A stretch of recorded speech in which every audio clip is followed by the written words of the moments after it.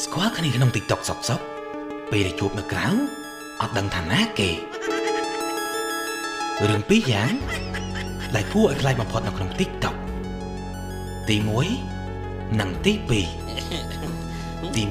1អ្នកលេង TikTok មួយចំនួនធំពួកគេចូលចិត្ត edit សាហាវព្រៃផ្សៃនៅពេលដែលបានជួបនៅខាងក្រៅមើលមកទៅអត់ដឹងថាណាគេគួរឲ្យពិចារណាចំណែកអ្នកខ្លះទៀតជាពិសេសស្រីនៅក្នុង TikTok កម្ពស់ឡើង1 ម៉ែត្រចិត្តនៅពេលដែលជួបនៅខាងក្រៅនៅសល់តែ1 ម៉ែត្រ40គួរឲ្យភ័យខ្លាចរឿងនេះ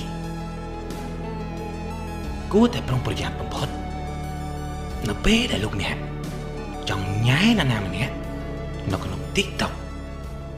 ព្រឹត្តិការណ៍ទាំង3ប្រចាំនៅក្នុងឆ្នាំ2025ទី1វ៉ូអេអេអេ